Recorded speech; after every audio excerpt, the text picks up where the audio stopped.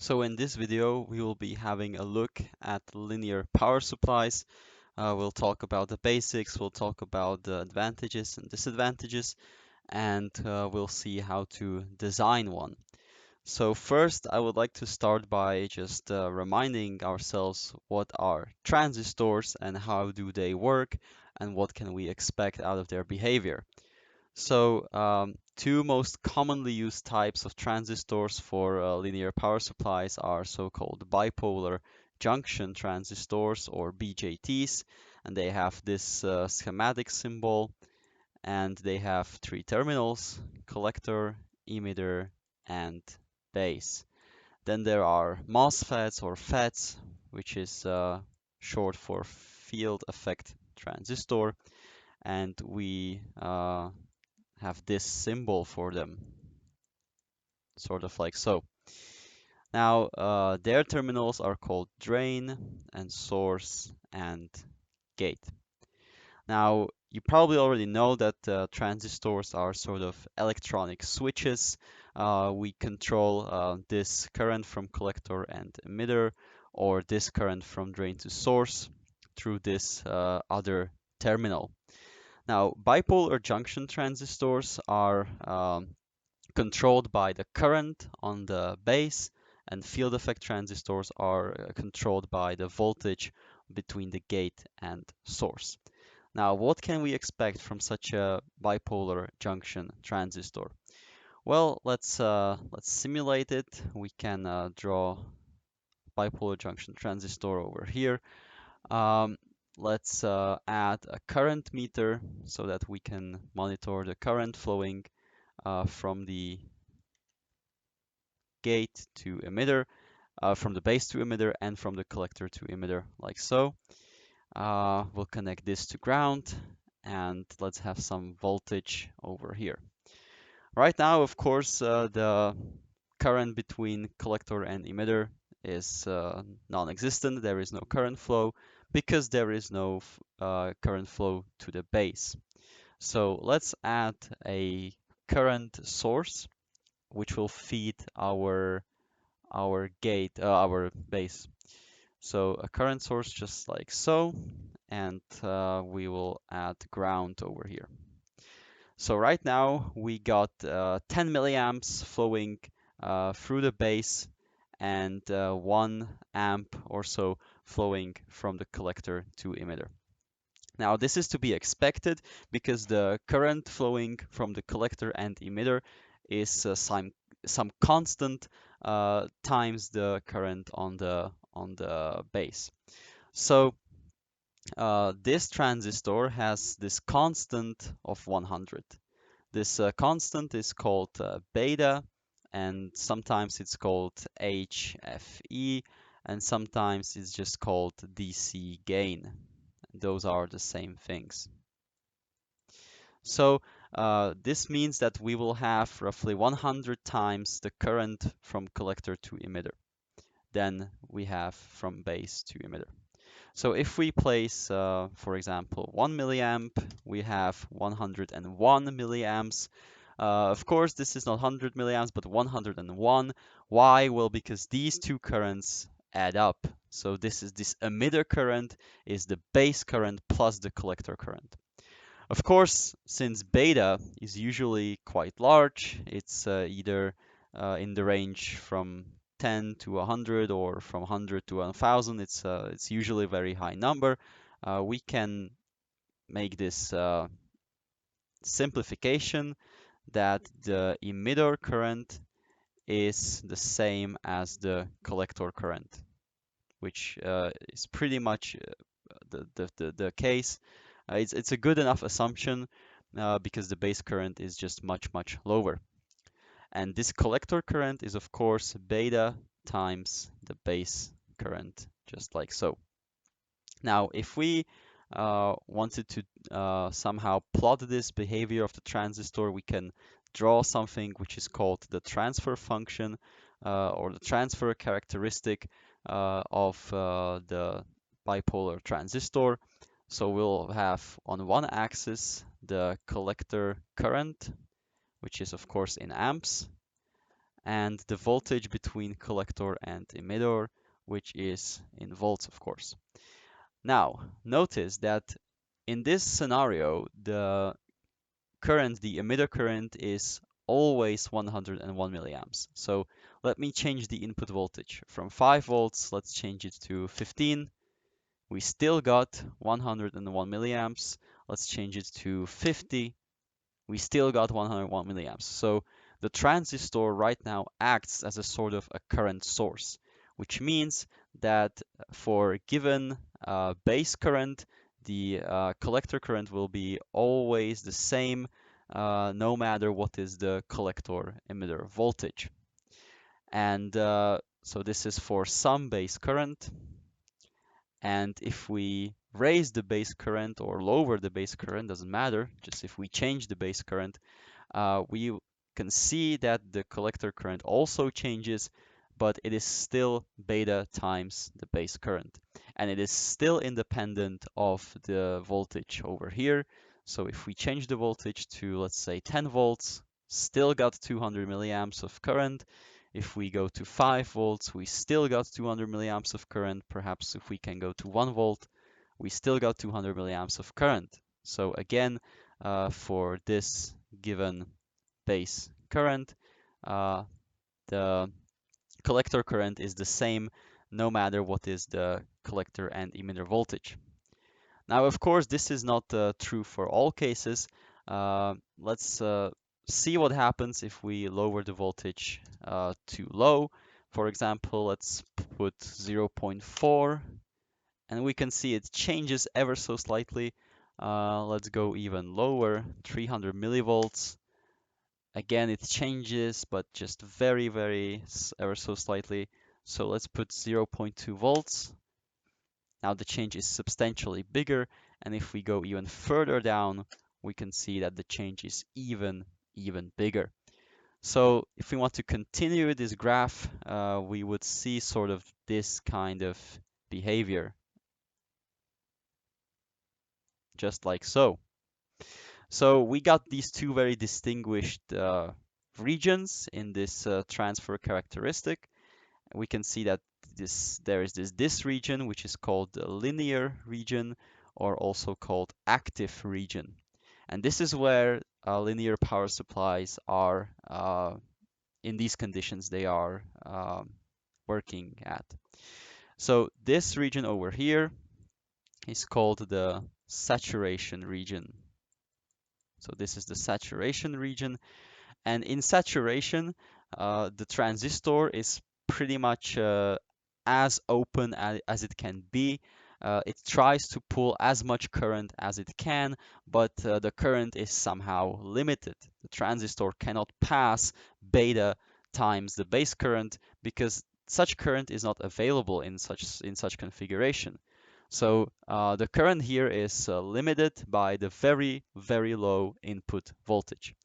But the current can be limited different ways. For example, we can have a resistor here, and now even if we have some high voltage here, or well, relatively high voltage, we can see that this relationship does not hold because this transistor is in saturation. So this relation here only works when we are in the linear region.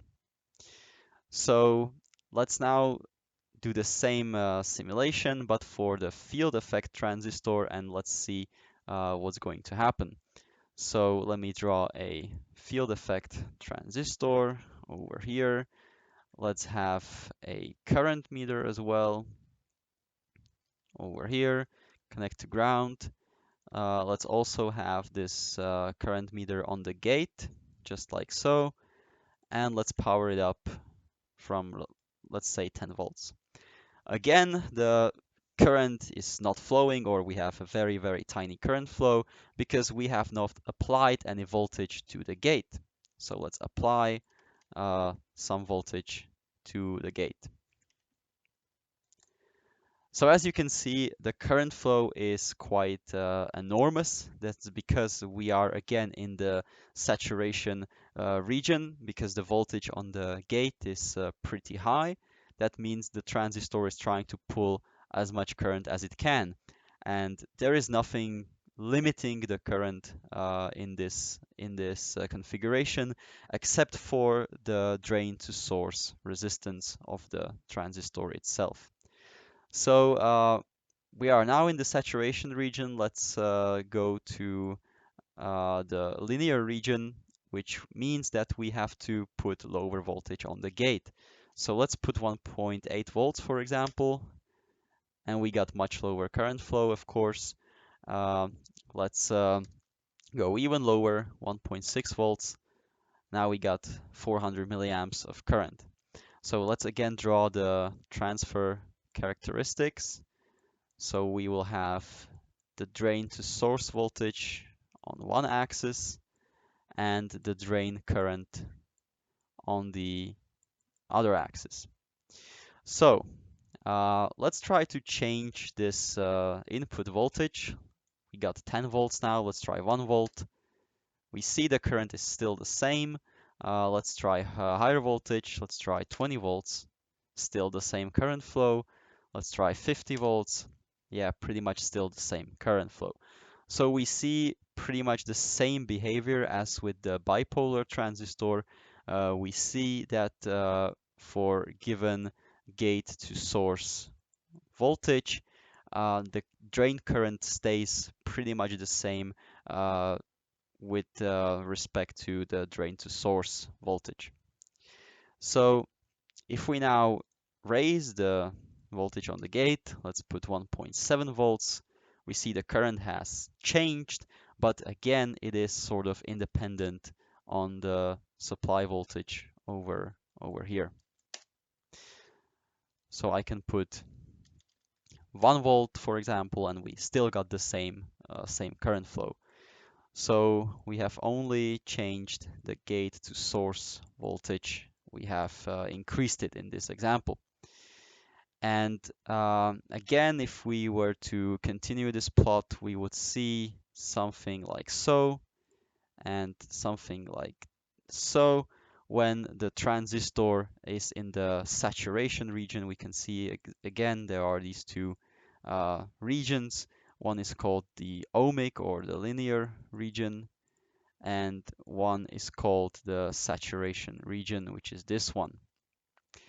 Again, the linear power supplies with MOSFETs or with field effect transistors, they work in this linear region. All right.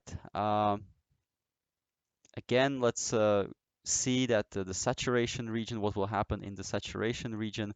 We can have a resistor over here, which will limit the current.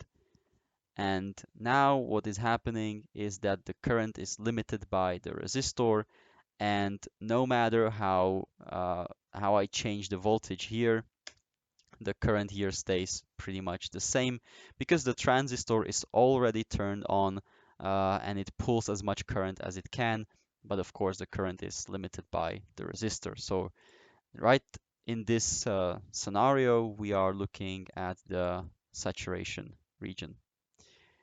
All right, so that would be transistors, bipolar junction transistors, and field effect transistors. Let's now look at one more circuit element that we need to understand so we can create our first simulation of so-called linear power supplies. So what we need to understand is Zener diode. Now, I assume that you already have some knowledge of what a diode is. So this is a Zener diode symbol, and this is a symbol for a normal diode. Uh, Here we have an anode and cathode, and in this Zener diode symbol, it is the same. We got anode and cathode here. Now, the purpose of the diode is to only pass current in one direction. So in a normal diode, if you try to pass current from cathode to anode, the current will not flow. But if you put current from anode to cathode, you will see that the current is going to flow, and there will be a voltage drop from anode to cathode, and this voltage drop is going to be roughly 0.7 volts, depending on the diode. There are certain types of diodes, and they all have different forward voltage, but it's typically going to be around 0.7 volt. Now, a Zener diode is sort of the same in one direction, from anode to cathode. If you try to route some current from anode to cathode, you will see pretty much the same behavior. The current will be able to flow, but there will be about 0.7 volts voltage drop from the anode to cathode. But a Zener diode has this behavior that if you try to place current from cathode to anode, it's not going to flow until some voltage, and we call this the Zener voltage or the breakdown voltage of the diode. And you can find Zener diodes which are rated from a couple of volts all the way to hundreds of volts. So you can have, for example, a 15-volt Zener diode, and such diode would do the job of letting the current flow in the other direction, but it will have very high, as I said, 15-volt voltage drop in this direction. So let's see how that can be useful. Let's actually just simulate it for to have a proof of how this works. So let's place a Zener diode, and in this model, uh, we can see that the forward voltage is 0.8 volts, so that is the voltage drop from anode to cathode, and breakdown voltage 15 volts, so that is the Zener voltage or the breakdown voltage from the cathode to anode. Now, if we try to pass current from anode to cathode, let's have a current source just like so. We can also measure the voltage on the diode. So let's add a voltmeter just like so. We can see we will measure roughly the breakdown, the forward voltage of the diode, which is 0.8 volt. We are measuring slightly less because we have a very low current flowing. Let's increase the current to, for example, 1 amp. Now we can see the forward voltage of the diode is much closer to what this model was suggesting. But this is just like a normal diode would work, but the interesting stuff comes when we try to reverse this current. So normal diode would not let this current pass, but a Zener diode, of course, will pass the current, and it will have some characteristic voltage drop from the cathode to anode. So we can see for a 15-volt Zener diode, we have roughly 15 volts. I say roughly because that is something to consider. This voltage drop will actually vary with the current flow. So if we get very low current flow, let's say 1 microamp, this voltage drop from cathode to anode is going to be slightly lower. We can see it's 14.75 volts. So that changed quite a bit. And if we go to the other case where the current is very high, we can see the voltage drop across the diode is somewhat higher than it was before. All right, so let's see how this will play in a linear regulator. So, linear regulator basically is nothing else than a so-called series pass transistor connected this way, and there is a supply voltage connected over here, and we are supplying some current to the base, so the transistor is opened, and if we were to introduce some voltage over here, let's say this voltage would be called V1, there would be an output voltage. If we place a load over here, we would have an output voltage over here, and let's call this voltage V2. Now, there is a relation between these two voltages. In case of bipolar junction transistors, we can expect that V2 is going to be roughly V1 minus 0.6 volts. So suggest that we have 5 volts or 5.6 volt here on this V1 voltage source. We would have roughly 5 volts here on the output. Of course, assuming that we have sufficient voltage here on the input, there has to be more than about 5.6 volts. So why does this circuit behave this way? Well, because if I draw a bipolar transistor like this, we can draw a sort of simplified or equivalent circuit. The transistor acts a bit like two diodes connected just like so, from collector, emitter, and base. So if we place some voltage on the base, the voltage on the emitter is going to be lower by a forward voltage drop of a single diode, which is roughly 0.6 or 0.7 volts, right? So any voltage that's going to be on the base, in this scenario, the voltage on the emitter is going to be 0.6 volt less. Now let's actually go and simulate it. So I will place a transistor like this, a so-called series pass transistor, and let's place a voltage, supply voltage over here, for example, 20 volts. Now let's place output load like this, for example, 1K resistor over here, and let's measure the voltage on the resistor, on the output of the linear regulator. So we got pretty much no voltage, which is to be expected because we got no voltage on the base. So we could actually place voltage over here. Let's try to put 5.6 volts. And we can see that we got around 5 volts here. So the base voltage minus the one forward voltage diode drop, that's the output voltage over here. So 5.6 minus roughly 0.6 volts gives us 5 volts. Now, how do we create this voltage? Well, we can add a Zener diode. So let's place it this way. Let's have a 5.6 volt Zener diode connected to the base like so.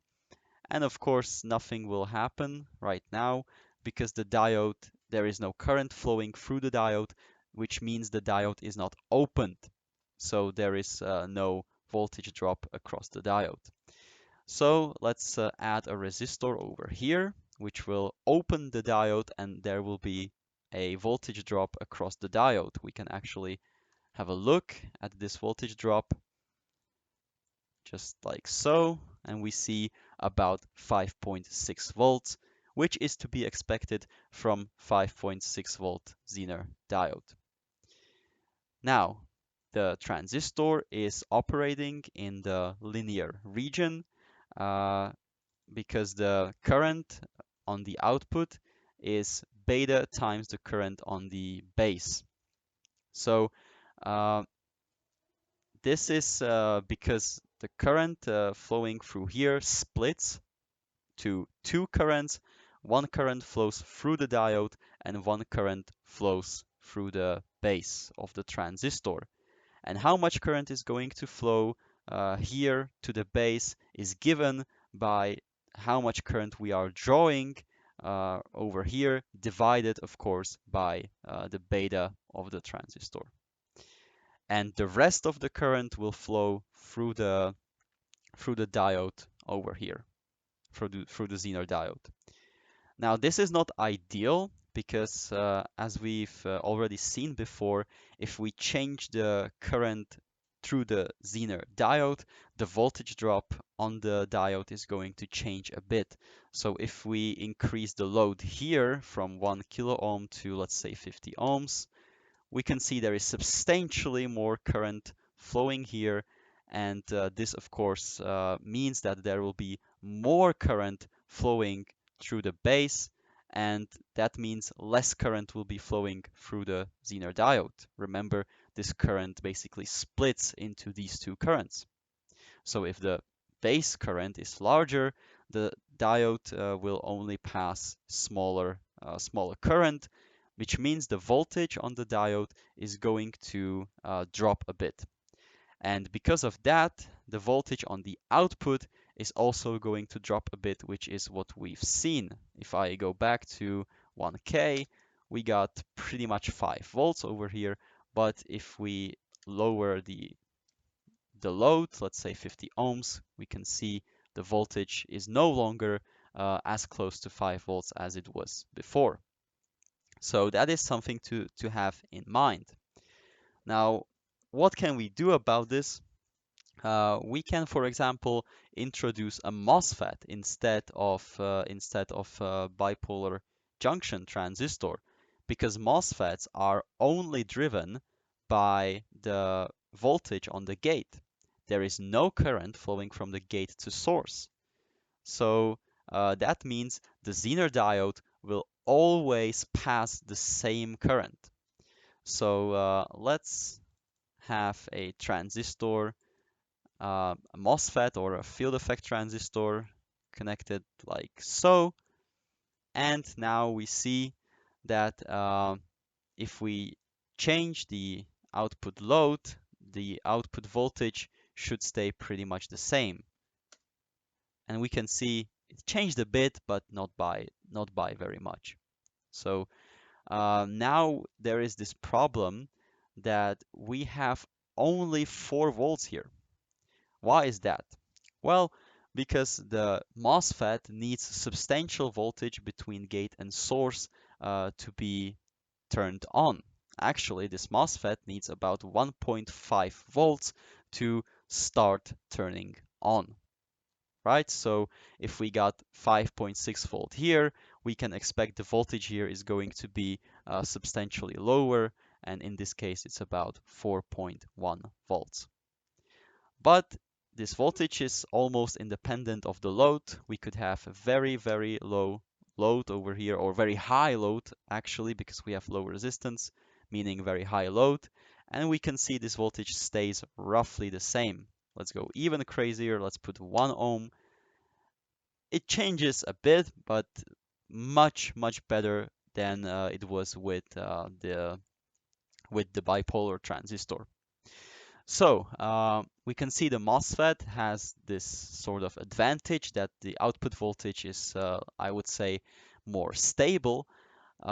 It's not as much dependent on the output load, but we need higher voltage here to have the same voltage on the output. Now, how do we get rid of this problem? Well, instead of a Zener diode, we will use an operational amplifier. Now, what is an operational amplifier? I will try to just cover the basics of what is an operational amplifier. We usually have this symbol for operational amplifier, and it got 3, let's say, terminals. We got so-called non-inverting input, we got inverting input, and we got an output.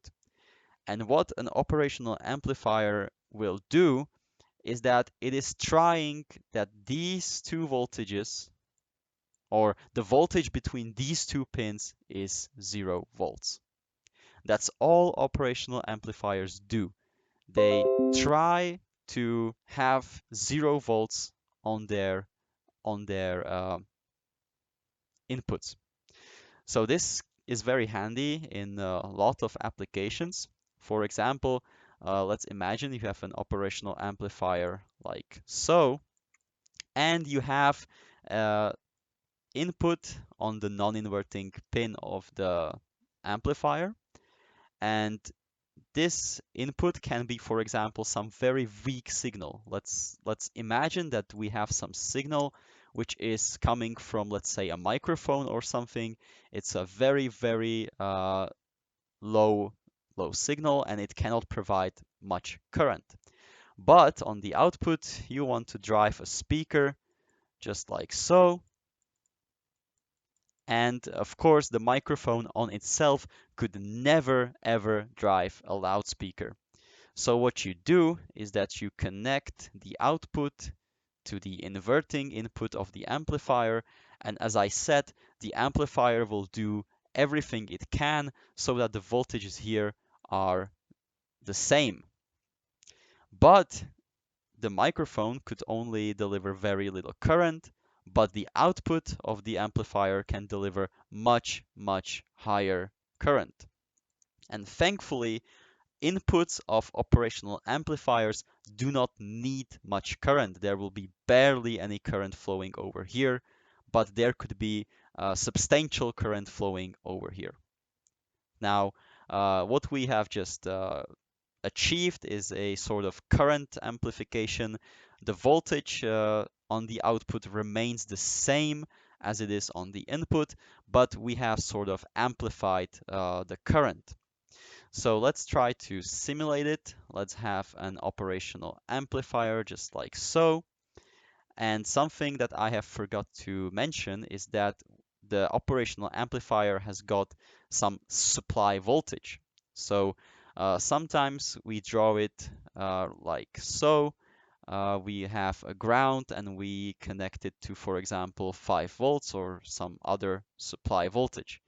And this is important because, for example, if you feed like a 6-volt signal over here, well, then the output is no longer going to be the same as the input because the operational amplifier can only output as much as we supply. It cannot just magically create higher voltage, right?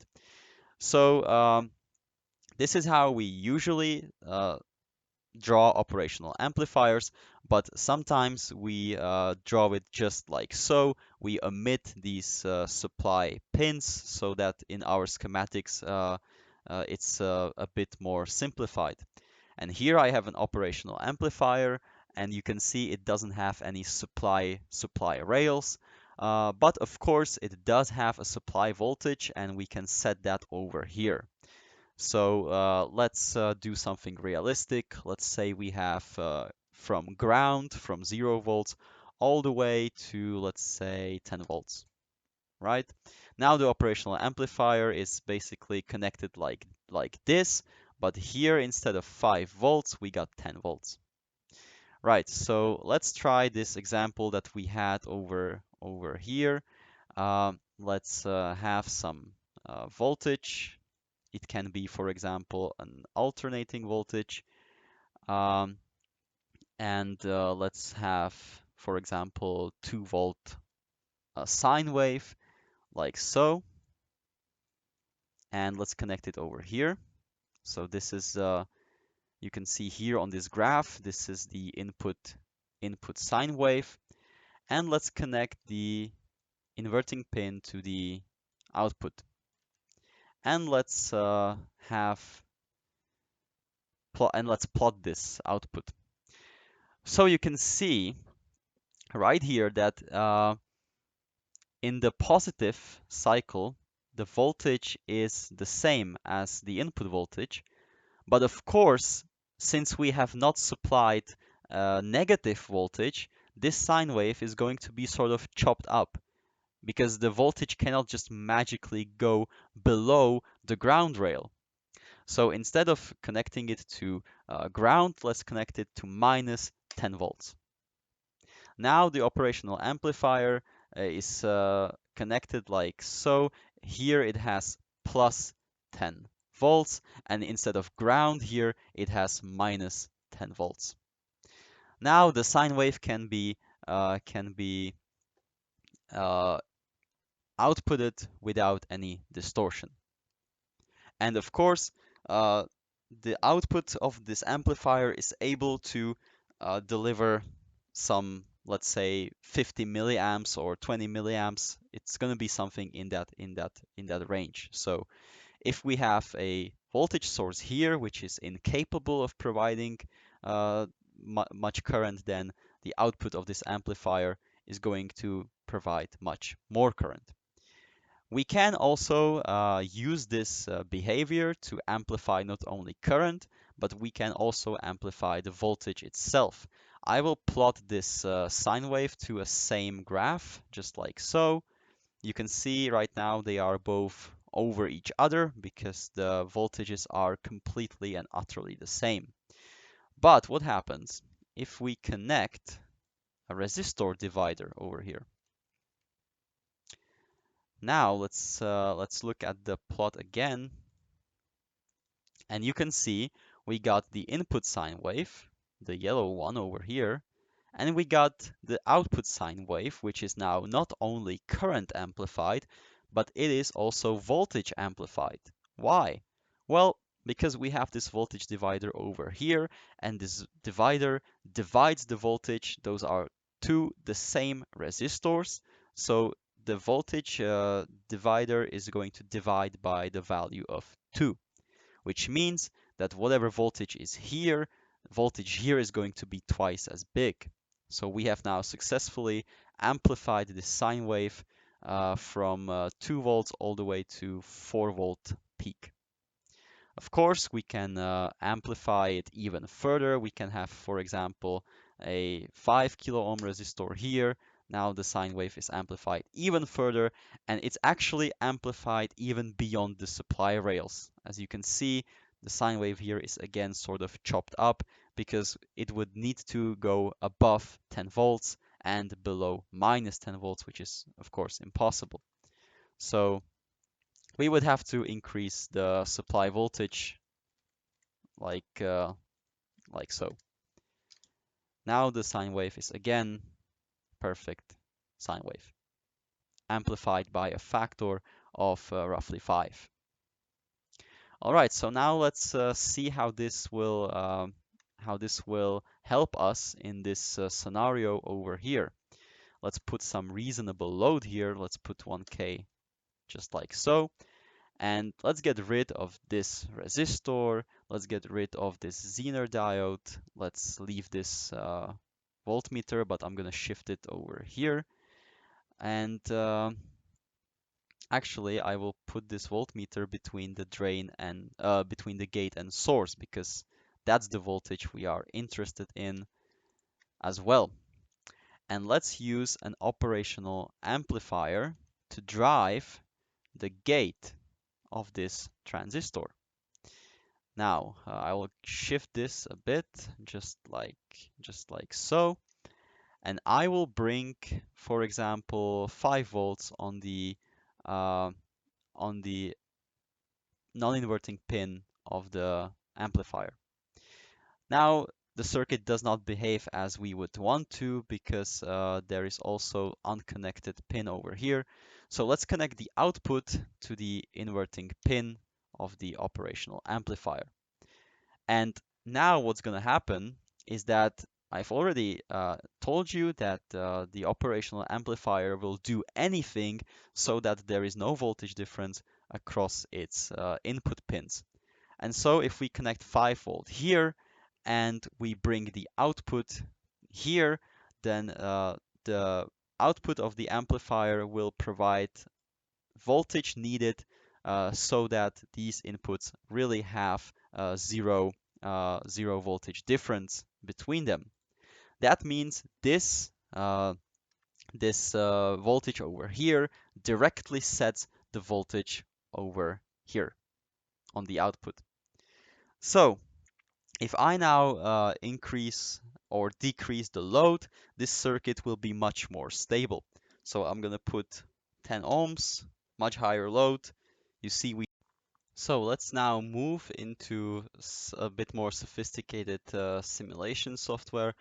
I have prepared this schematic, which is of course, a linear regulator. You can see an operational amplifier, which is connected from ground all the way to 15 volts, and we got a series pass field effect transistor, a 20 volt input voltage, and we got 500 ohm load. I have also prepared this 10 ohm load, which is not connected yet, but we will connect it later on.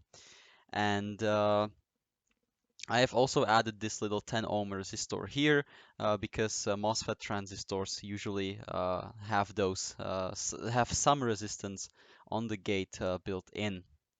So I'm not sure if this simulator is simulating this resistance as well, so I've just added it in.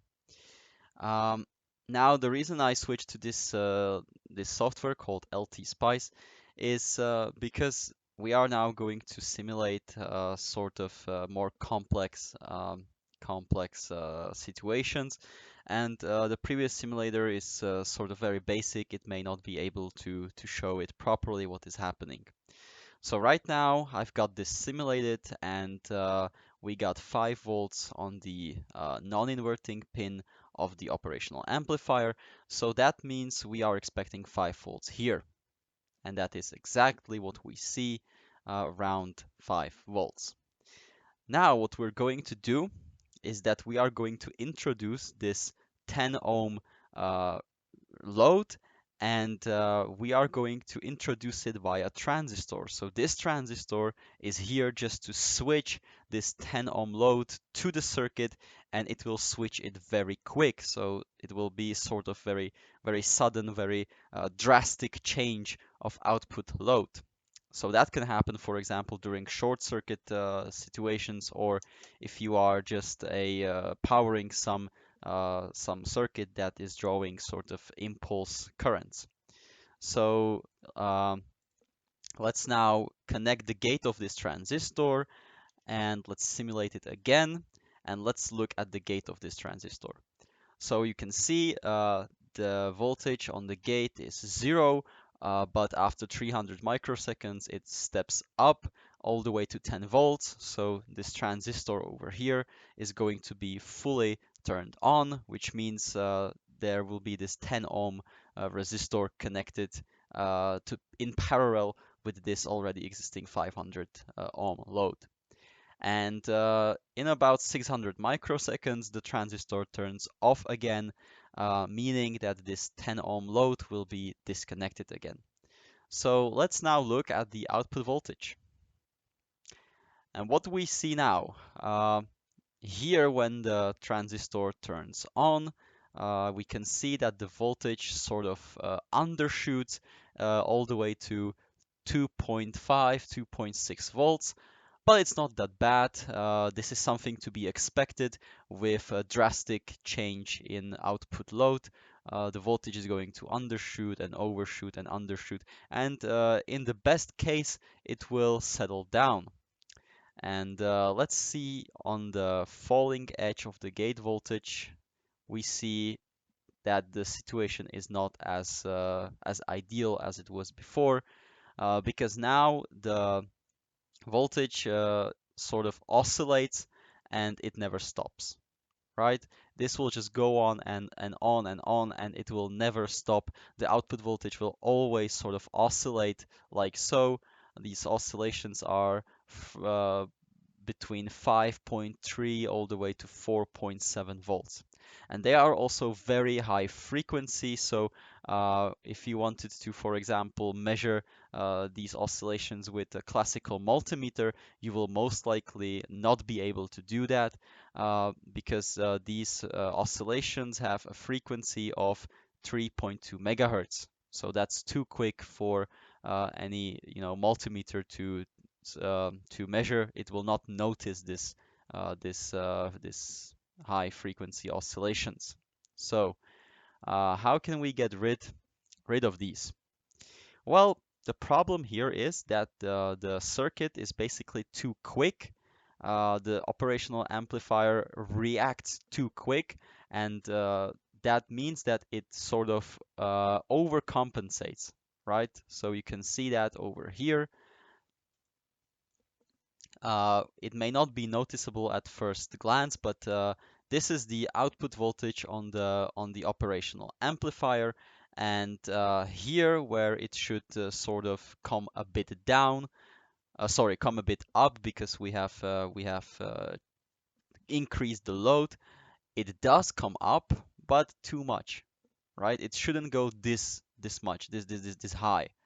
So the operational amplifier has overcompensated for the change in load, and in the next in the next steps, it's going to overcompensate again, but this time it's going to lower the voltage too much.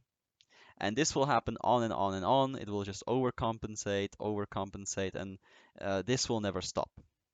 So we can expect some oscillations every time. That's pretty normal. You cannot ever get rid of these oscillations in a real circuit, but these oscillations are damped. You see that the operational amplifier raises the output voltage here, so it overcompensates a bit, then it overcompensates by a lot, and overcompensate, and these oscillations sort of they diminish, right? Um, but here they do not. So what we need to do is we need to sort of slow down the operational amplifier, and we can do that by introducing a resistor and a capacitor in this sort of configuration over here between the inverting input of the amplifier to the output of the amplifier. Now let's place, for example, 15 ohm here and 1 nanofarad here. I'm not going to cover how to get these values because that's a very sort of complex thing. Uh, we could discuss that later on. And let's see if this will help us. Let's get rid of this. This is the output voltage. And we see it did not really help. We still got these oscillations. So let's increase this capacitor over here. Instead of 1 nanofarad, let's place 2 nanofarad and let's simulate it again. And we still got these oscillations. All right, so let's try 3 nanofarads and simulate it. Well, they still are there. I think they are getting a bit smaller, but I'm not sure. Let's try 4 nanofarads. And here we go. We still see some ringing, right? So we still see some oscillations, but these oscillations are damped, meaning that they will diminish over time. And after some time, we can see that we have very stable 5 volts again. So this is probably the trickiest part about designing a linear power supply or any power supply for that matter, because the power supply needs to be stable. It needs to react to changes in output load, and they need to react quick. For example, if you have a short circuit somewhere, you want your linear regulator to act as quick as possible. But as you've seen, if the regulator acts as quick as possible, then it can very easily overcompensate things and the oscillations may occur. So the speed of the power supply should be somewhat a compromise between how quick you want your regulator to react and how much you want to dampen these oscillations. I think as long as the oscillations are damped and they eventually fade out, then we can say that the supply voltage, I mean output voltage, is pretty stable. Let's now go back to this simulator. Let's go back to our circuit that we've created over here. Let's put some reasonable load here, and I will do one more change. I will control the output voltage with a voltage source over here again. So let's see if there are some further problems with the circuit. Well, let's talk about the dropout voltage of the regulator. We see that if the input voltage is 20 volts, can we expect 20 volts on the output? Well, what if I am going to place 20 volts here? Now, what's going to happen is that you see there's only about 13.4 volts here. Why is that? Well, it is because the operational amplifier is connected to some supply voltage, and in this example, it's between 15 and minus 15 volts. So that means the maximum voltage that this operational amplifier can provide is 15 volts. And of course, this MOSFET needs some gate to source voltage so that it turns on.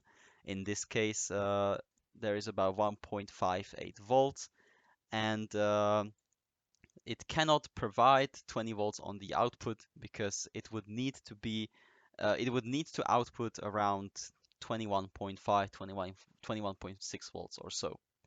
So this operational amplifier cannot do that, of course. You will most likely power the operational amplifier from the same source as you have here. So let's power it between 20 volts and ground, like so. And now what we see is that we still do not have 20 volts here. Well, of course, because as I said, we would need this operational amplifier to deliver a bit more than 20 volts, and we only got 20 volts available. So there will always be some kind of dropout in the in the linear regulator, and if you input 20 volts here, you cannot ever expect to see 20 volts here. That would only be possible if your operational amplifier would be connected to higher voltage, let's say 22 volts. Now we see we got roughly 20 volts here. Actually, let's put 23 volts. Yeah, we got sort of almost 20 volts here. So now it would work, but where do you get this 23 volts, right? You will most likely only have this voltage available. So this is in practice something that you cannot do. You cannot just magically create voltage here. So this is definitely a limitation of such power supply. Now, what we could do is that we could replace the field effect transistor with a bipolar transistor, just like so. And this will yield much better results. Let's put 20 volts back. With the MOSFET, we had about 1.5, 1.6 volt voltage drop between the gate and source. But if you remember, this BJT acts as a diode between the base and emitter, which means it only drops around 0.6, 0.7 volts. So this is an advantage of bipolar junction transistors in linear regulators. They can have a lower sort of voltage drop across the input voltage and the output voltage. There will be lower voltage drop. Now, the disadvantage of bipolar junction transistors in this circuit is that they need current to be supplied to the base, and the operational amplifier may not be able to produce this current because operational amplifiers they usually put out, let's say, 10 or 20, maybe 50 milliamps, which may not be enough if you want to draw very high currents over here. Now, this simulator is creating sort of an ideal operational amplifier that is not current limited. I can draw any current from the output of the amplifier. In reality, that is of course not possible. So let's simulate sort of a resistor here. Let's put, for example, 50 ohms. That's pretty reasonable. So now this operational amplifier is somewhat current limited. It cannot deliver any current it wants to the base. Now, what happens if we change the output load? Let's go from 50 ohms, let's go to 5 ohms. We see the voltage on the output has changed drastically. Why is that? Well, because we are trying to get substantial current from the transistor, but there is only very little current flowing through the base because the operational amplifier cannot just put out a couple amps of current, right? It is limited, current limited. So now the operational amplifier is not enough. It cannot provide much current, so the voltage on the output drops substantially. Now, what we could do is that we could find ourselves a transistor which has a very high beta. So if the beta was much higher, for example, 1,000, we can see that now it's not such a big issue because the base current doesn't have to be that high. So this is sort of a disadvantage of bipolar transistors. We could see that their dropout voltage is lower than MOSFETs, but the output voltage is not very stable if we draw big currents, right? Whereas MOSFETs, they had quite big dropout between the drain and source terminal, but the output voltage was pretty much almost independent of the output load. Now, we can create another circuit that solves, I would say, both of these issues. We can use a P-channel MOSFET. We were talking all the time during this lesson about transistors, and in all circumstances, we were talking about so-called N-channel MOSFETs or an NPN transistors when with respect to the BJT ones. And let's see what does a p-channel transistor do. Actually, I'm not going to details. I'm just going to tell you that if we got a p-channel MOSFET, it works sort of the opposite way. So this would be an n-channel MOSFET, drain, source, and gate. So this is n-channel MOSFET. A p-channel MOSFET looks sort of like this. It's reversed basically. There's the source, there's the gate, and there's the drain.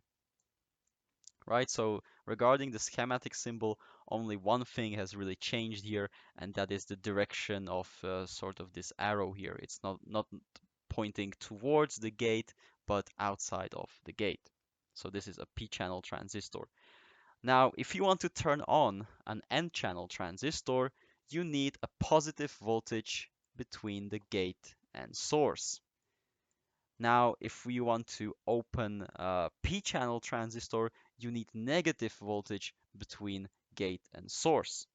So if you have, for example, 0 volts here, you need minus some voltage, let's say minus 3 volts here, so that the transistor somewhat opens.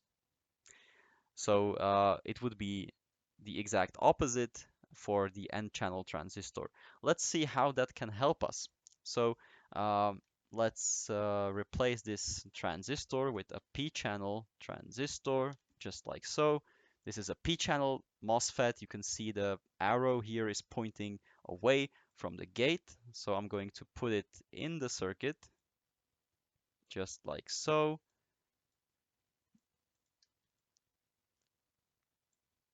Let's delete this, just like so. And we are going to do one more modification because what we are going to do now is instead of opening this transistor, we are going to be closing it.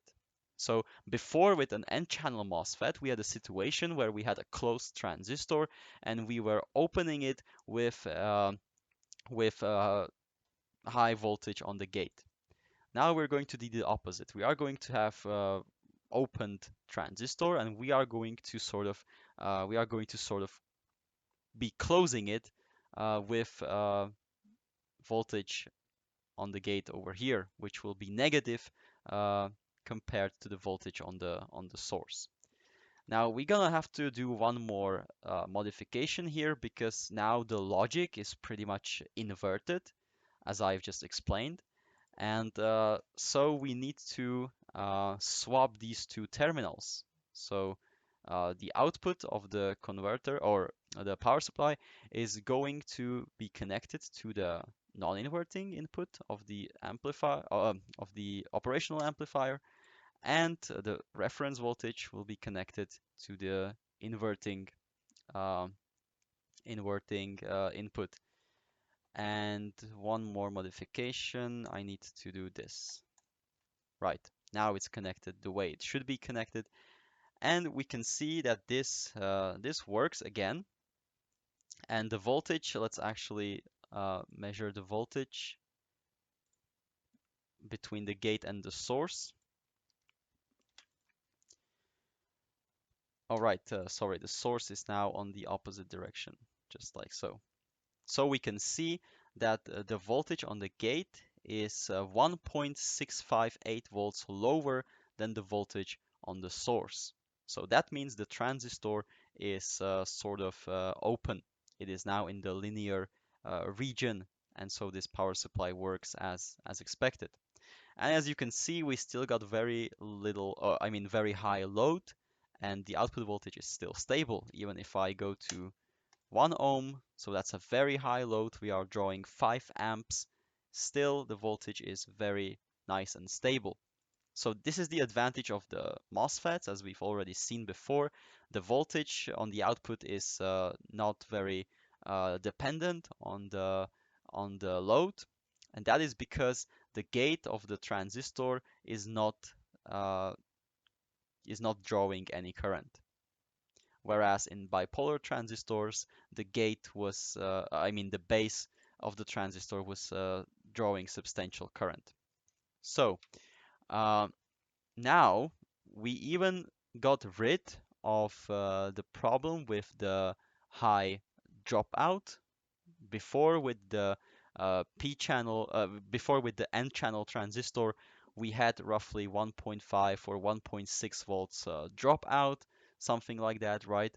And with the NPN BJT transistor, we had roughly zero point 0.6 volt dropout. Now let's see what this regulator is capable of. So we got 20 volts on the input. Let's see if we have uh, 20 volts here, if it can deliver 20 volts. As you can see, it's not really 20 volts, but it is very close. So we have solved both of our issues. This regulator is now, the output voltage is now pretty much load independent, and we can also draw the voltage that is very close to this input voltage over here.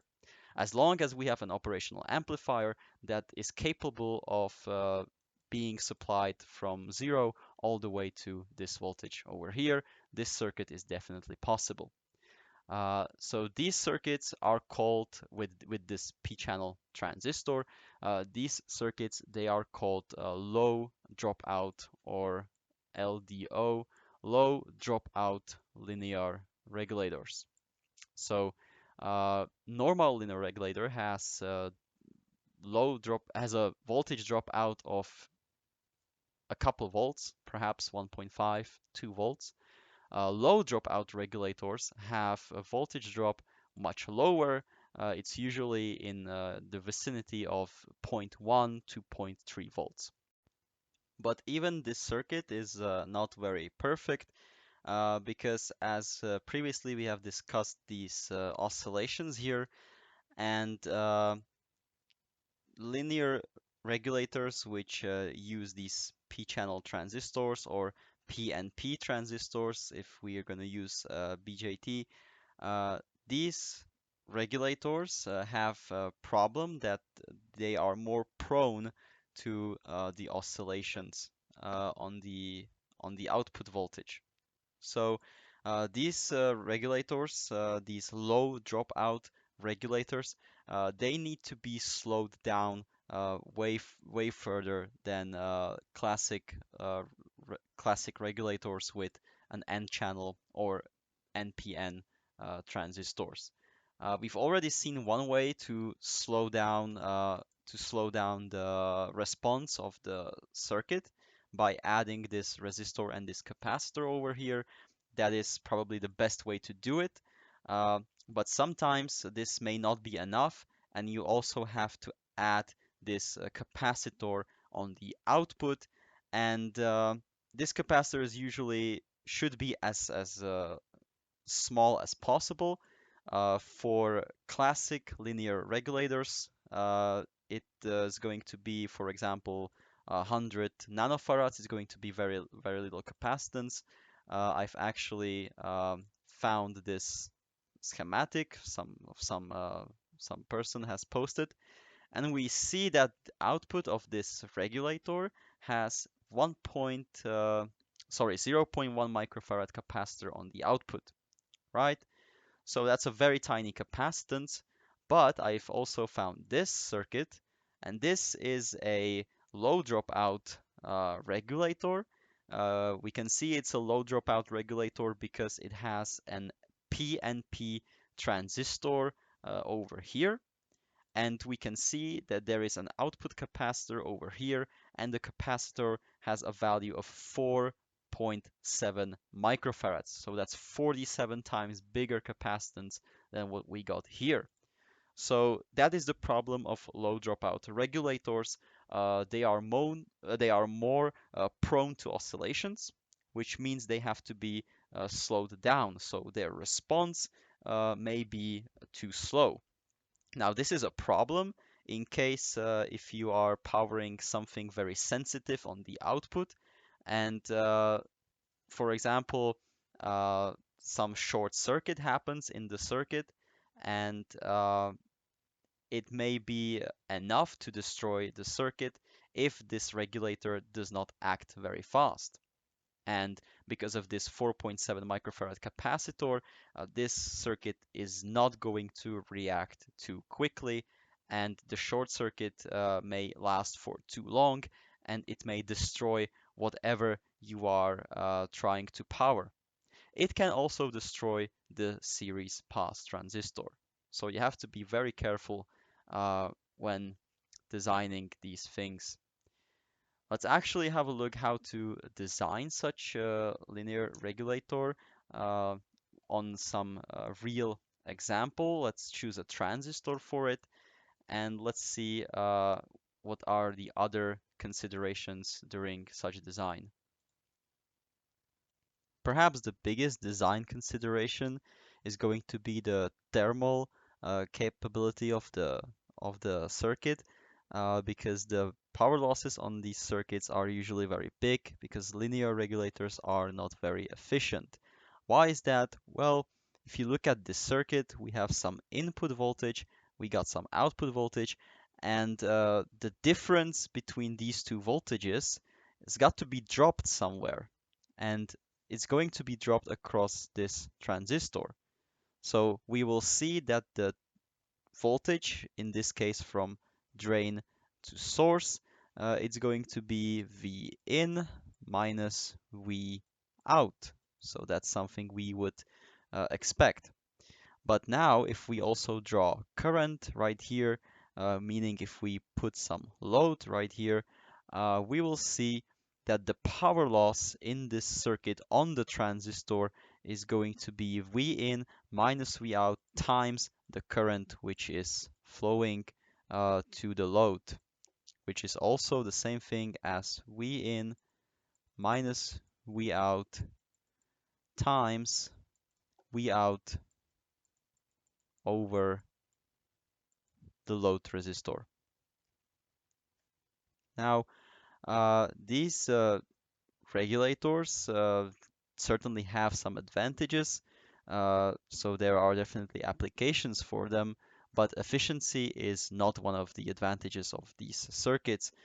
These usually have very poor efficiency.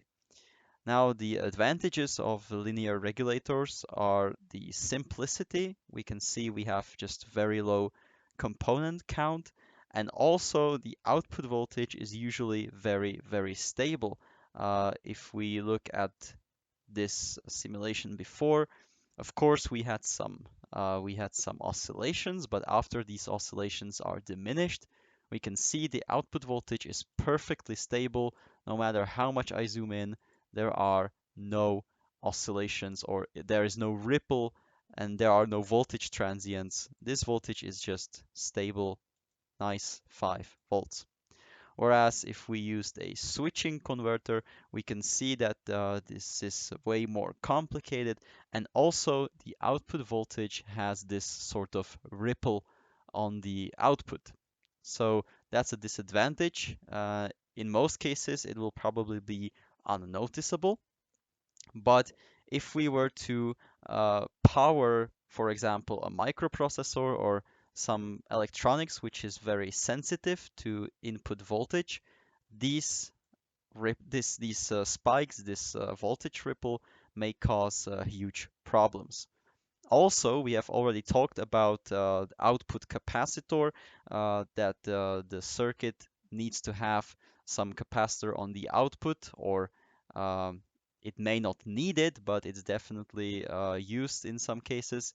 And the bigger this capacitance is, or this capacitance, the slower the response of the circuit.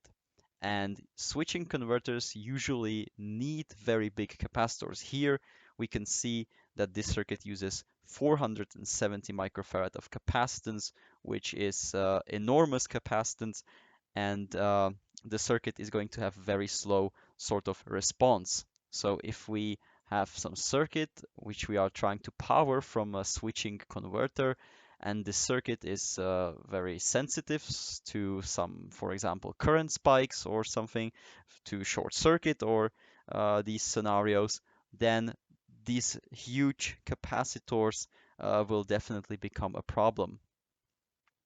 So now let's actually try to design such circuit. So let's suppose we will have a classical regulator, not the low dropout type, but just a classical regulator with an N-channel MOSFET over here. So some things we can already tell. We're probably going to need some capacitor here to smooth the input voltage. Let's say we will use a 10 microfarad capacitor, and we're also going to use some capacitor here.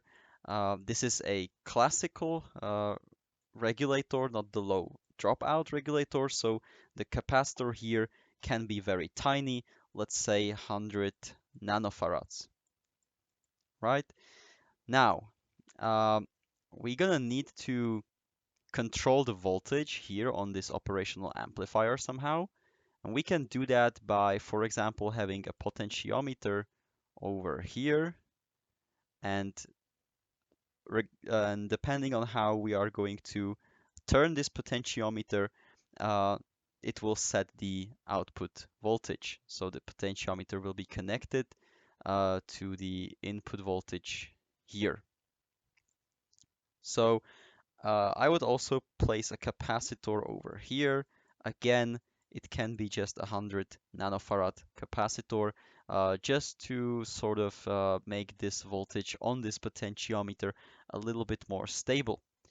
The potentiometer can be almost any reasonable value, but we can put, for example, 10 kilo ohm potentiometer over here.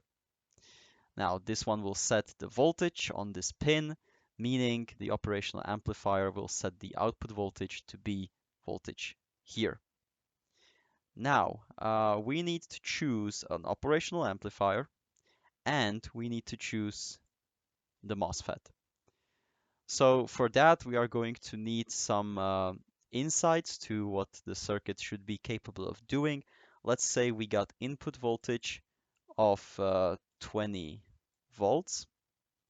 Let's say um, we got output current. It should be capable of delivering some reasonable current. Let's say 1 amp, right? So that's a 20 watt linear regulator. Now, to design this, we need to sort of look at the worst case scenarios. Now, the worst case scenario regarding the power loss in this circuit is the case where this resistor is very, very low, because that is the case where output voltage is very low. So there is a big difference in V in and V out. But since this resistor is also very tiny, that means there will be substantial current flow, and the efficiency of the circuit is going to be very poor. Now, of course, the worst case scenario is going to be if we short circuit the output, if this resistance is going to be zero, because in that case, V in minus V out is 20 volts, because there is no voltage on the output, and the output current is really not limited by anything here. It's only limited by what can flow here from this power supply here. So I said the output current should be 1 amp, but that is the nominal output current in case there is some resistance here. So in short circuit, this will deliver pretty much unlimited current. So let's suppose that we already have some kind of current limiting. Probably this voltage over here is going to be some current limited power supply, and let's say that it has a very sort of appropriate current limit of 1 amp. So that means if we short circuit the output, there will be 1 amp of current flowing through here. So that's the worst case scenario regarding the power loss, because that means the transistor will dissipate the full input voltage times the full output current, which is 1 amp. So that's going to be 20 watts of power loss. And of course, the transistor needs to dissipate all that heat, because 20 watts of power is quite a lot of heat. And no transistor, or no reasonable transistor for this application, is not going to be able to dissipate this much power without some sort of heatsink or some sort of cooling. Now, how can we choose a heatsink? Well, it's actually not that complicated, but we need to know more about the thermal properties of the MOSFET. So we need to know what is so-called uh, resistance, thermal resistance between junction to case. What does that mean? Well, the transistor basically looks from side, it looks somewhat like this. Here are the pins, so there would be 3 pins here, the drain, source, and gate, but we are looking from the side, so the transistor is looking sort of like this. And there will be an actual chip of the transistor inside, which is of course connected somewhat to these pins. And there would be a case of the transistor, which is usually from some metal, which is very nice and thermally conductive. But there will be some thermal resistance between the chip of the transistor and between the case of the transistor. What does that mean? Well, that means if we are going to dissipate some power over here in the chip, which is exactly what we are going to do, there will be a temperature difference between the chip and between the case. And we need to make sure this temperature difference is low enough so that the chip doesn't overheat. So that's one thing we need to know. What is this thermal resistance between junction to case? Now let's check for some transistor. So let's actually look at Mouser, which is a electronics supplier, and let's put MOSFET in here. And we want a silicon MOSFET. We want an N-channel MOSFET. Um, What more do we want? Breakdown voltage. We've said we need at least a 20 volt transistor because our design goal here is 20 volt input. So we're gonna choose some transistor with higher breakdown voltage between drain to source. So 24, 25, all the way to 30 volts. That's reasonable. We can go higher, but it's not very reasonable to go much higher than that. The continuous drain current has to be higher than the short circuit current, or the worst case nominal current, which we set is 1 amp. So let's go for 1 amp and more. And that's pretty much it for now.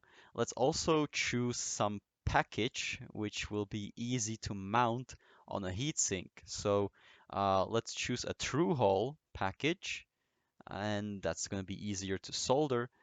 And let's choose TO 220-3.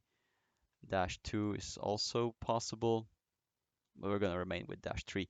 And it's got to be in stock, of course. And let's see, what do we got now? So let's sort it by price so that we do not have to pay too much. And we got these transistors over here. We can see that this one is rated for 150 amps, so that's going to be very much an overkill. Let's check, for example, this one. So let's look at the data sheet of the transistor, and we can see that it is rated for 30 volts, 23 or 40 amps, the drain current, so that's more than enough. And we can see here thermal resistance junction to case. So it's about, let's say, 1.8, but we have to go with the worst case scenario, 2.1 degrees Celsius per watt. So what does that mean? Well, let's go back here.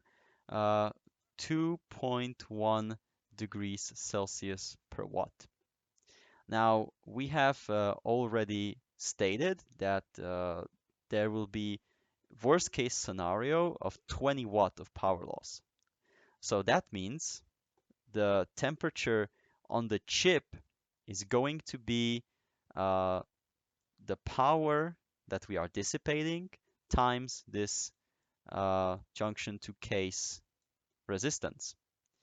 So that's 20 watts times 2.1 degrees Celsius per watt, which gives us roughly 44 degrees Celsius. So what does this mean? That means that whatever temperature is on the case, the chip is going to have 44 degrees Celsius more. So how do we determine what is the temperature of the case? Well, we need further thermal considerations of the transistor. What we need now is the resistance between the thermal resistance between the case and ambient. So what does that mean?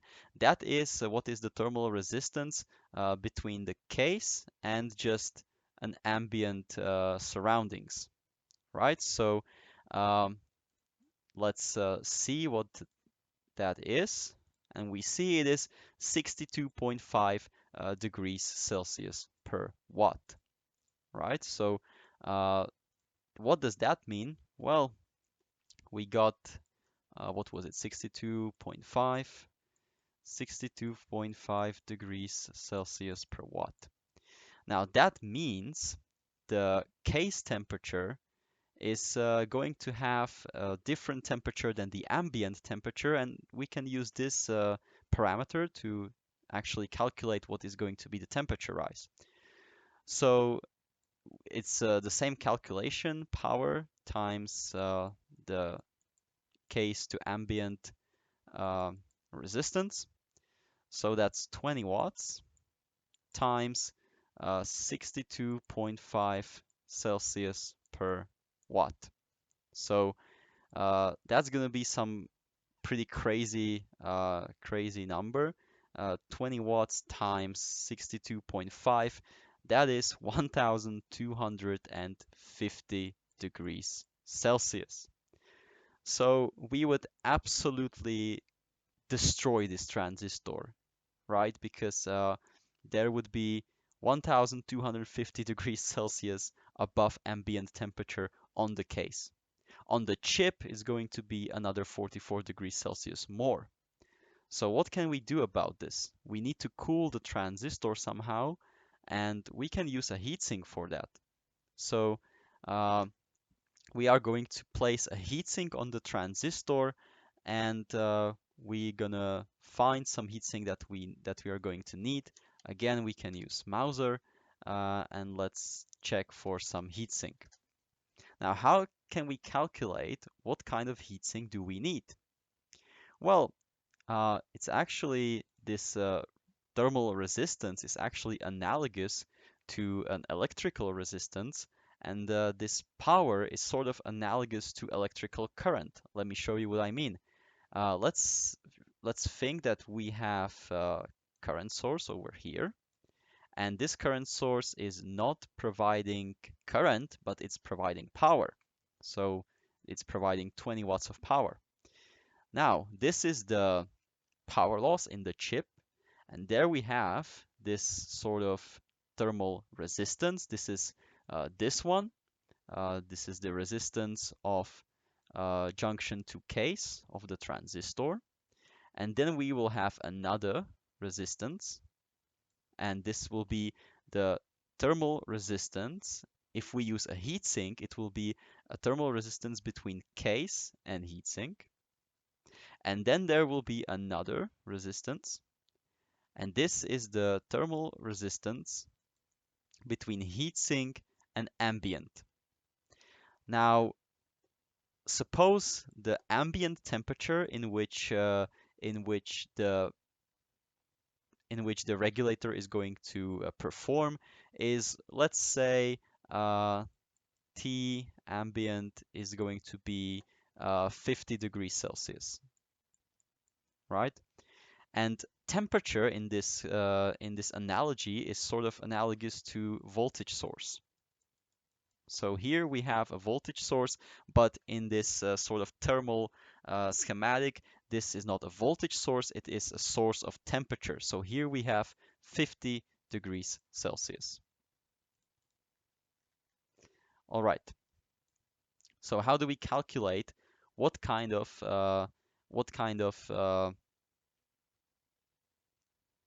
resistance here do we need? What kind of heatsink do we need? So we've already calculated that whatever temperature is going to be here, the temperature here is going to be 44 degrees Celsius higher. And we need to calculate sort of these two resistors so that the temperature here is going to be an acceptable limit. Now, for silicon transistors, we want the temperature on the chip to be maximum, let's say, 150 degrees Celsius. That is the maximum temperature we can ever have on the chip of the transistor. If we got more, then the transistor can be severely damaged, and it may not work anymore again. So let's now uh, see what these two resistance actually are. So I have drawn this transistor over here. We already know what is the junction to case, resistance, the thermal resistance. So what are these two other resistances? Let's delete all of this.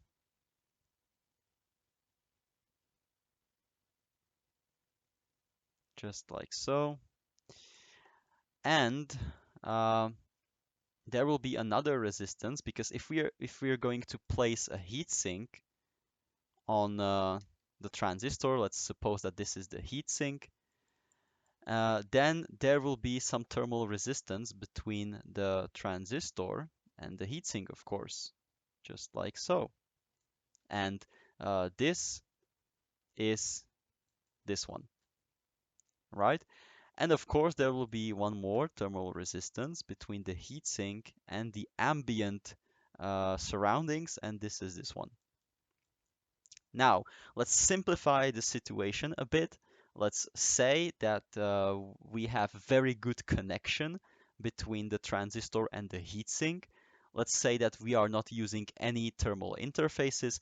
Sometimes you use these thermal pads between the transistor and the heatsink, or you use some kind of thermal paste, which is not necessary here. So let's say that the resistance, the thermal resistance, between the case and the heatsink is 0. We have a very good contact between the transistor and the heatsink. So that simplifies the situation a little bit. Now, if the temperature here is 150 degrees Celsius maximum, and we know that the temperature here is 44 degrees above temperature here, that means that we can only allow ourselves a temperature of 106 degrees Celsius here. That's 150 minus this 44 degrees Celsius. Now, since this thermal resistance is 0, we will have completely the same temperature here, 106 degrees Celsius, right? So this is the temperature of the case over here. Now, we need to calculate what is the maximum allowable resistance between the heatsink and the ambient. How can we do that? Well, pretty easily, because we know we got 106 degrees Celsius over here. And the ambient temperature is 50 degrees. And we are dissipating 20 watts. So we divide by 20 watts, and this is what we are going to need.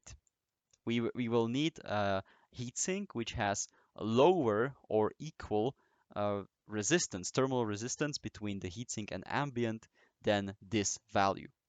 So what is this value? Let me just quickly calculate it. This is 2.8 degrees Celsius per watt. All right. So if we are going to look for a heatsink, what we need is a heatsink that is going to have a better thermal resistance than this. Otherwise, our transistor will be burned to crisp. In the worst case scenario, of course. So we got thermal resistance here. We want heatsink to be in stock, and we want thermal resistance to be as low as possible, but not exceeding this 2.8 degrees Celsius per watt. So let me just select these heat sinks, and let's see what do we got.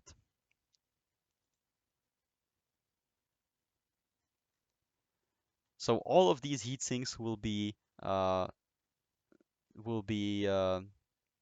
the job in our example. Of course, we are not going to go for these very expensive ones. These are also very huge. So let's go for some cheap kind of heat sinks. So for example, this one over here, this heatsink has a thermal resistance 1 degrees Celsius per watt. So that is quite nice. That means that even in the worst case scenario, we are never going to even approach 150 degrees Celsius over here, because we managed to find a heatsink which has very nice thermal resistance between the heatsink and the ambient. Now, if you blow air on the heatsink, you will of course increase or actually decrease the thermal resistance. This is quite poor quality image. So let's pick another heatsink where we can actually see the data sheet better. Um, let's go for this one. It's got a bit more, actually quite a bit more thermal resistance, but still within the acceptable boundary, of course. Let's open up the datasheet. And what do we have here? There are a lot of those heat sinks. We have chosen this 527-45AB, and that's this one. And it seems like there are different different models. We are interested in this one, and we can see. Oh, that's interesting. We can see that this 2.3 watts thermal resistance is only at an assumption that we have 300 feet per minute convection. That means that there is a air flowing on the heatsink with velocity of 300 feet per minute. So that can be quite confusing because with natural convection, which means if we have no fan blowing air on the heatsink, with natural convection, we can see that the power dissipation. Um, what do we have here? They are telling us that with natural convection, the temperature rise on the heatsink by 60 degrees if we have 7 watts of power dissipation. Um, so we can calculate thermal resistance, um, what is the thermal resistance with natural convection, and that is just going to be uh, 60 degrees divided by 7 watts. Now that is 8.5 degrees Celsius per watt. So yeah, be aware of this. This thermal resistance over here is not a thermal resistance during natural convection.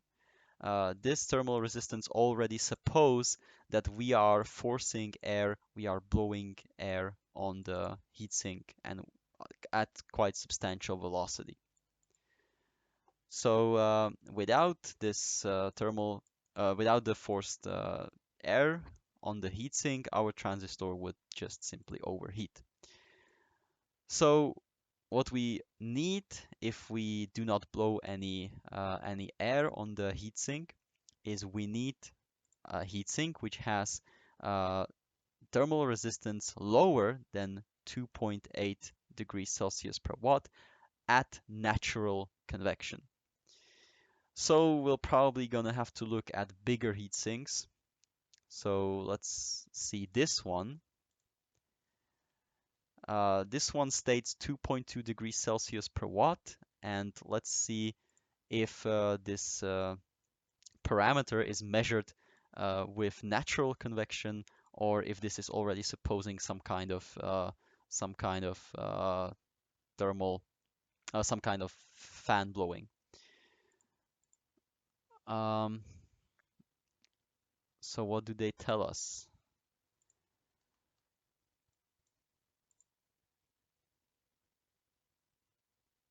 Well, that's not very helpful. So let's see other heatsink. For example, this one. Perhaps it will have better data sheet. Seems like a long data sheet, which is a good sign. All right.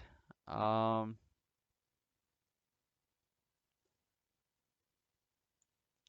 there's a lot of those.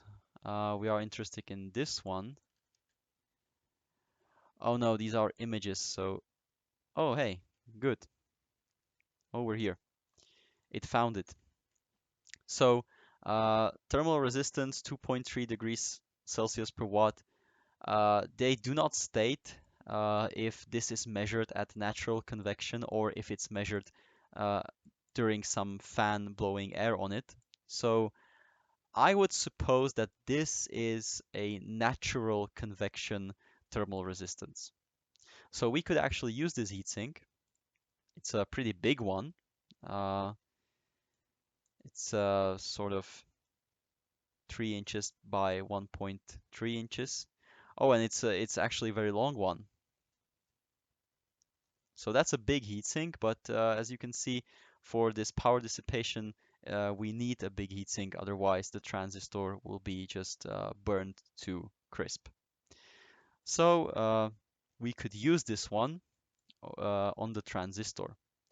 Now, let's see if the transistor is even able of dissipating this much power, because it's not only about thermal resistance.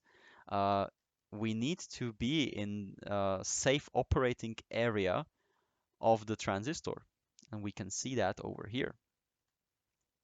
Now, this graph tells us if we are going to use the transistor in the linear region, what can we expect, or how much can we abuse the transistor? So there are these certain uh, lines which indicate at different durations for how long can we abuse the transistor with the power loss on it. So the power loss is just basically the voltage on the drain and source, which is actually here, and times the drain current, which is on this axis. So we have already stated that we will use 20 volts, which means we are looking over here. This is 1 volt, this is 10 volts, here's 20 volts. So this is where we'll be looking at. And we said that we are going to dissipate 1 amp of current. That means we are here. So we should be within this region over here in the worst case. So that's fine. We are below these lines. So the transistor is clearly able over here to dissipate all that power, and it should not have problems with that as long as we have sufficient heatsink and as long as we are cooling the transistor well enough. Of course, you can see that for a brief duration of time, we can abuse the transistor much more.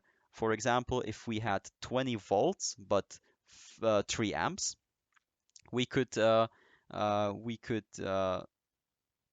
basically dissipate this kind of power for at least 100 microseconds before the transistor gets blown.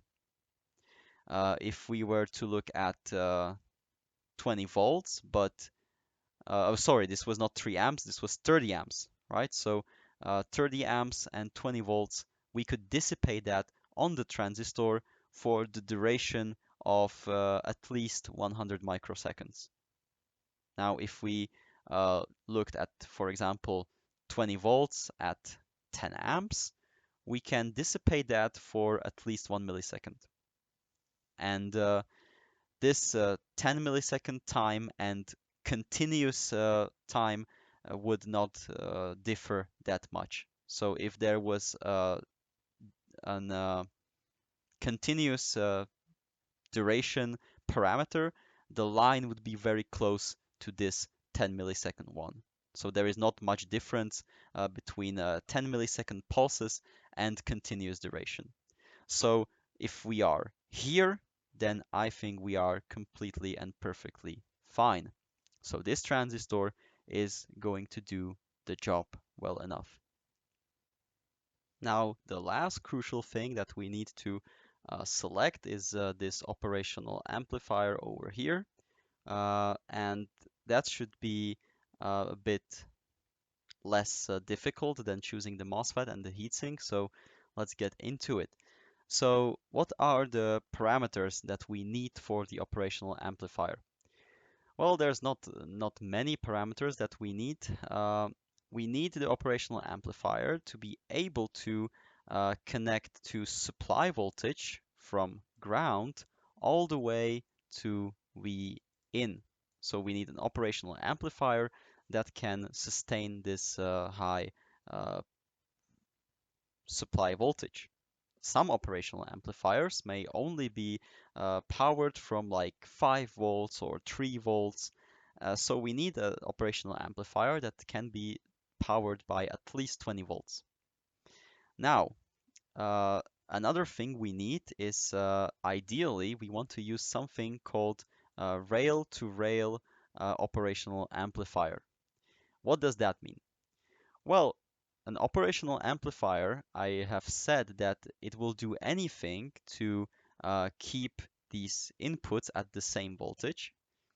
And in the worst cases, the operational amplifier is either going to uh, output as low voltage as it can or as high voltage as it can, right? And that means the operational amplifier should be able to output either 0 volts or 20 volts.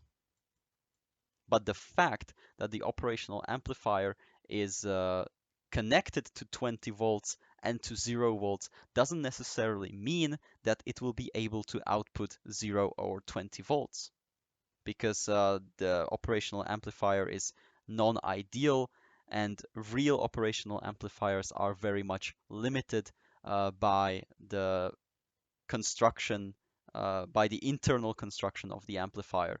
So it may not be able to deliver this full voltage range. So we need an amplifier which is so-called rail-to-rail amplifier, and the rail-to-rail amplifier can output anything, any voltage between those input supply rails. So in this case, such amplifier would be able to deliver either 0 volts and 20 volts without any problems. So let's search for such operational amplifier. So I've already searched operational amplifier. So operational amplifiers or op amps, and we want it to be in stock. And we have already stated that we need supply voltage to be at least 20 volts. So at least 20 volts or higher. So let's go all the way to 30 volts. Now we also need for the operational amplifier to be rail to rail, so I will write it over here. Let's hope it will find some. So it has found only one. That's quite weird. And it doesn't even seem to be rail to rail, because that would be here written over here in the features.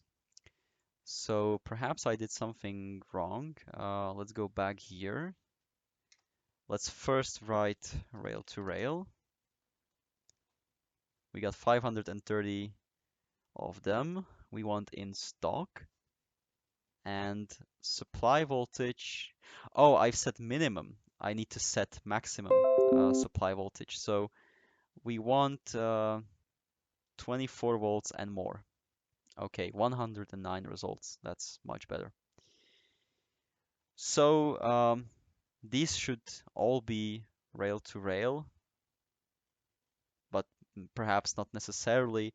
I hope that this search results are rail to rail, but they may not be. Let's again sort it by price. We don't want to go to very high prices. And let's check this one, because it has rail to rail here written. So I would expect this one to be rail to rail. So let's look at the data sheet. And now we can see rail to rail output. So this operational amplifier not only has rail to rail output, but it's also rated for high supply voltage. It can actually be supplied from 0 all the way to 42 volts. So we can have 42 volts on the output. Now it also can provide continuous short circuit current. Now in the case of using a MOSFET, we do not care about the output voltage of the operational amplifier. But if we used a BJT transistor, of course, we need to make sure that the operational amplifier can deliver the maximum output current divided by beta of the transistor.